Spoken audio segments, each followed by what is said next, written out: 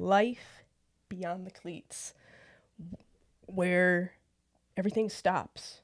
We all, unfortunately, have experienced that bitter end of just the end of athletics, whether it's an injury, a debilitating injury that puts you out, or what traditionally happens is the game just ends. Maybe it's, the end of your high school career, maybe it's the end of your college career, but in terms of organized sports, unfortunately, it has to come to an end. I mean, the clock stops at some point. The clock stops. Yeah. And it's final whistle blows. Final whistle blows.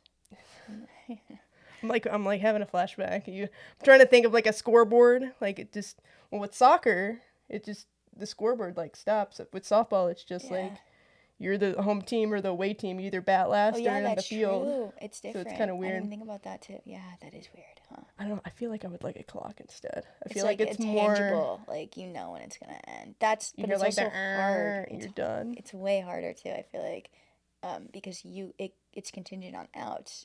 But then for us, it's like, oh, we only have 3 minutes left. Like, you have to score. You have to score. You're done. Yeah. Yeah, with us, it's kind of like, I feel like the worst, I couldn't even tell you about my last inning. It was like, but I'm like thinking about it, I'm like, you get what, that 2 outs, 2 strikes, 3 balls. Yeah. I guess maybe that's your countdown. It's last pitch. Yeah. Oh, yeah. But certainly. There's such like I've heard so many different like reactions. What was like your reaction to the end? It's done. Yeah. What was your initial thoughts, feelings? My ending. I'm curious. Of my college career. Mine was kind of wacky, so I'm gonna let you talk first. Also was wacky, so it's kind of funny that we both have weird stories. But so we were playing a rival team, and we had never beat them at their, like, home. We beat them, like, at our stadium, but never at theirs. And, so obviously I was playing hard all game. I think it was probably, like, one of the best games I've ever played, honestly. And I think, like, the last 10 minutes of the game, I, like, ran into the keeper and, like, got a knee to the head. So they were, like, pulling me off them to the sidelines. Like, I definitely wasn't good, but I wanted to play. So I was like, it's your last game. So, like, the AT knew that. And he was, like, kind of being like, yeah, she's good to go to my coach. And my coach was like, no, and didn't put me back in the game. Oh, that's so tough. I'm over here. Like, that's tough. I definitely was concussed. Like, I didn't feel good, but I wanted to play. And then, and I guess I had to listen to an athlete, like, percent as well. It's like, suck it up, you're fine. I'm fine, I want to play. The field. Yeah, exactly. Like, I felt like I needed to do something, make an impact or whatever it was for my team, especially it being my last game. And so I'm over on the sidelines, literally watching the time, like, tick, like, and nothing's happening. There's, like, nothing you can Knowing do. that we're going to lose, because I think the score was, like, 2-0, something like that at that point. I knew we weren't going to score. I knew, like, it just wasn't going to happen. That's tough.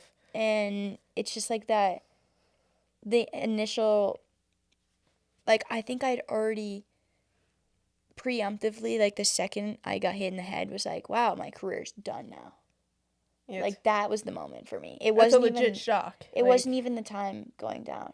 It was like, all right, I just got hit in the head, and I'm not playing the rest of the game. But I don't even know if I, like, it was numbing, I guess, because I don't even know if I... Were you, like, upset or sad or... I feel like I was... I bet it was a mix of emotions, it seems like. I think I was just I was definitely emotional, but I also could have been the concussion for sure, but...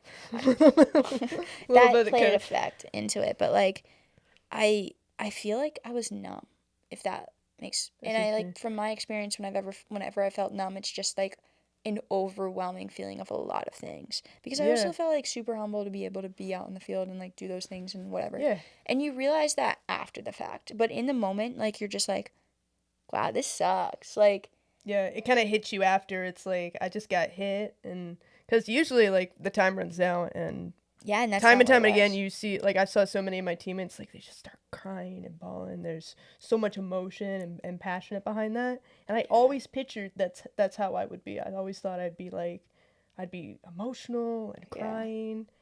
It's complete, like, 360. I think I just didn't. Or 180. I didn't cry until my teammates, like came to me. I was going to say, when did it hit you, like, you were done? They, like... I was like looking around and just like I said, like feeling numb. Like I was just like, I remember looking at the sky and being like, well, what's next? Like, what do I do? Yeah. I don't, like, I don't even know. It's like And then they just come running ends. up to me, like, and like walking up, and they're just like, it was like we just looked at each other and we're like, oh, what is going, like the seniors, like the people I've like, you know, played years with, and like 100%. the freshmen who I like, you know, took under my wing and like mentored, and you know, those things that like building those relationships and just realizing that like it's never going to be the same, because in soccer, like, you're done in the fall, and then like I was going to say it's completely opposite from softball. Softball, like, when we get to playoffs or if we go to regionals, well, when you're like, a senior, you're done. Yeah, exactly. You're done. Just with school. you're done with everything. Yeah, yeah. You have to kind of continue. You have to do your whole school year. Be an athlete without being an athlete. Like, I have to go be a student. Yeah, I wasn't a student athlete. I was a student at that point. And I was like, I don't even know. And then, yeah, so they made me bawl, because we all hugged, and I was just it hit. Like, that emotional response to... Teammates bring out, I think, the most emotions, not even the game itself. I feel like teammates and that connection you make, that's where the emotion from the game comes from at least for me. Like, the game, I can be super analytical about. I can look at the different stats and be very kind of nonchalant about it. Yeah. But it's my teammates that get me emotional, whether it's in the game or outside of the game. Like, it's those people that kind of, you know, bring you, I guess, together. Yeah, that's what brings out, you know, the emotion, which actually that's what brought out the emotion with me. It actually wasn't me ending. Okay. Because I had two different scares. One, when I transferred, didn't know if I was going to play. So I was like, okay. Yeah. And then when I took my gap semester at Plymouth, at that point, I would have been done. I knew taking my gap semester, because I played, I would have run out my eligibility, at least for Division III. Yeah. So I was like, dang, I'm like done. Yeah. Then COVID happened, and I got like saving grace, right? It literally was my saving grace. I'm like, so those were already two instances where I had come to the conclusion that I would be done. But it was during that gap semester where I had a teammate reach out to me, and she sent me like this wonderful, like, we're here for you. Like, I'm like thank you, like, blah, blah, blah, blah. Yeah. I couldn't even tell you what the paragraph said.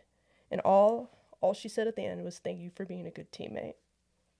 Bawled like a baby. I just got goosebumps. I bawled like a baby. I literally, like, kid you not, like, have goosebumps. Like, that's... Yeah, oh my gosh, I was... Because that's all you ever want. I'm like, I didn't care that it was done. Yeah. I didn't care that, you know, my career was done. And, you know, so many other things going on, you know, when I took that gap semester. But I was like, wow. I'm like, because that's all you ever want to be, is a good teammate. So to bring us back around when the clock struck 0, I was very almost like content at that point. I was very kind of like, I don't know if fulfilled is the right word, but I was like, okay, it's time to be done. Yeah. But yeah, I'll never forget that kind of. That's crazy that you felt like you were ready. Like, that's It's almost like I was ready. It was like this weird. Interesting. It was like I was ready to go. That's kind of powerful, because I don't think a lot of people... don't get me wrong. You're not alone in that. I'm sure tons of people feel that way. But I think the overwhelming, like, idea that you... or the feeling that you normally hear about is, like, sadness. And, like, 100%. You know, and that's what I always thought about, was kind of this overwhelming, like, I'm going to be so, like, sad. Because you already watched 3 years of your teammates, you know, cry and hug you. Yeah, teammates bring out the emotion, man. Yeah, 100%. But that's powerful, though, that you're like, you still you're like, all right, this is it. But also, done. You had, like, acceptance of it. Like, that's a quick acceptance. Yeah, it was just kind of, because of the two other kind of, like, instances where I'm like, my career's done or potentially done. And then the gap semester where it's like, I knew it was done. Yeah. And then COVID, which was... Again, that was at that point. It was like borrowed time. You gotta I'm on borrowed time. You just savored it, yeah. I'm like, dang. Yeah. But then that doesn't help with. All right, now I'm done and I'm in the world and I'm graduated. That's gonna be my next question. So how did that did that help you moving forward, or did it not necessarily have a big impact as much as like the acknowledgement helps maybe, but I don't know. I think moving on from the sport was easy because the emotion was kind of removed, so there wasn't a lot of emotional. Yeah, okay, yeah. But from a filling the void factor A redefining. of like, what do I do? Yeah. What is my... Because I truly believe you have to have purpose. Performance starts with the passion to have a purpose. In anything that you do, you have to have some type of driving force, some type of intangible driving force. Yeah. And I'll put it very simply of, like, going to the gym. Some people are very, like, gung-ho about the gym. The reason I went to the gym is because I wanted to be better at my sport, and I wanted to help my teammates. Yeah. Like, that was... Again, my teammates were my driving force. Yes, I want to do better, but I also want to do better for the team. So, that's probably where I would say my I don't want to say childish. What's a good word? My insecurities showed was, what do I do next? So I was telling you before we started, because I'd always thought about joining the military. That was always something, even during the transfer season and even during my gap semester, I'm like, oh, well, maybe I'll just kind of do like something and then go back or something. Yeah. Almost kind of like what you did in a sense. I don't know why you never like did do that, something like that. I still wonder, like. I think it was the jump. For me, so because I went headcore, like headstrong. I'm going to be a Marine. I'm going to be a female Marine. I'm going to be a badass. And it was more so from an uneducated view of the military as well. I'm like, I'm just going to go into the hardest. I was also, I had left for the like Navy. The hardest, Yeah, or it seems like the hardest. Yeah. Like, I mean, it is, but like, you know. In a way, no. Different hard. Depends on the MOS. Depends on the MOS. Okay, yeah, you're right, I guess, but different levels of severity of things. You can speak better than I am. So my kind of ill view of the military was like, well, I'm going to be a Marine. So I go through all this training, talk to my recruiter. Unfortunately, I couldn't. There was a medical. Okay. I was on a form of medication where you have to be off of it for 2 years. Yeah. So I did like literally everything. Yeah, I called up my recruiter. I was still working on. I still had like one more class to finish. Yeah. Because of my gap semester. Yeah. He's like, call me when you're done. So like for those like 3 months, I was like, I'm gonna train. I'm doing push-ups. I was like so gung-ho, chest puffed out. Yeah, I think I remember that part of your life.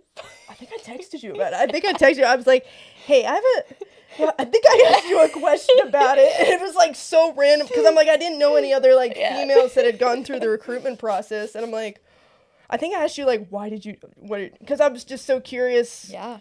Because I was also trying to figure out my whole situation. But yeah, long story short, medical said, no. Yeah. And now I'm at USARIUM and I get to do research for the warfighter. So it all works out. It all is a roundabout circle. Yeah.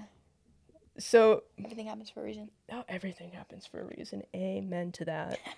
But yeah, so that was kind of my coping mechanism was from just keep doing athletic things. But for you kind of transferred almost right into, because were you in the military at that point? Yes, I had been in probably 2 years at that point. Yeah, because I'm at 4 now. Yeah. So I'd been in 2 years, and my last game ended, and I went directly to a military training. So that also really helped because I have always been like an athlete and like a physical person and like well-being and like mental health and like all the facets of being a healthy person always has interested me. Like I've never been the type to like want to sit on the couch and like not do anything all day. Get out or, like, there. Yeah, 100%. Whether it be going for a hike or whatever capacity it is. And that was another topic that we have like coming up is like finding different outlets of like working out that don't have to be beating yourself to death for like 2 hours. You know, whatever. That was like a huge transitional period for me. Besides the point of that. Yeah. 100%. I definitely indulged in the military and what the military could offer me and being as physically fit for war fighting. And like my career. And like, because you're in security forces, right? Yeah, so that's very physically demanding, I would think. Yeah, it's definitely physically demanding. I mean, we have to be. You're probably not gonna be able to do your job. I mean, you can. People do it. It's important to me, and it's important to those like around me and the people that I set myself up with. Like, we're my group. I'm like, all right, we're gonna be fit. Like, we're not gonna be 100%, like, 100%. Just because I think it's important. I think that like being able to take care of yourself and the ones around you. Like, I need to take care of myself physically so that I can have that same expectation for like my troops and like people below me or whatever. You know what I mean? Like, that mentality moving forward. But I do think the military, which you get a lot from athletics and being a captain and all that stuff. I feel like that's that 100% is gonna trickles down. Yeah, definitely. And I think leadership is an acquired skill. It's not something you're born with. It's not something that you can just wake up and become a leader. And I think a lot of people get that mixed up with management. And for me, like the military, I'm fortunate enough that the military like builds those leadership skills. We're not just like thrown in and like, all right, you go lead these people, like blah blah blah, whatever. Like, leadership is 100% a skill. People management is a skill. Communication, like in the medical field, like bedside manner. How to talk to people and how to like, it's 100% a skill. And it's hard. It's hard to. Yeah, because I can't say that I was always like this perfect captain. I also like think growing up, I was always the lead by example type. I always was. I was staying after practice. I was doing extra work. I was working out. I didn't stop training ever. Like, if I was in season, I was still going to the weight room. I was still like putting in hours. I was that kid that would like, everyone would be like, why are you so good? And they thought I was good because I just had natural raw talent. I did have natural raw talent that like, thank goodness was given to me. Yeah, I was gifted 100%. To me, but I had to work at my craft every day. Yeah. There was no part of me that ever felt like it was just given to me. I worked so hard at everything I did in any capacity of being an athlete. And that 100% transfers over to your work and kind of that. And I think that's why people and employers seek athletes so highly, because not only are you trying to get better at your sport, you're also balancing athletics. Some athletes that I know also had like a part-time job. Like, you're balancing a lot of different obstacles. So to be able to do that and have kind of that work-life balance is definitely something that's transferable over 100%. To the workplace. Yeah. But I love the quote you.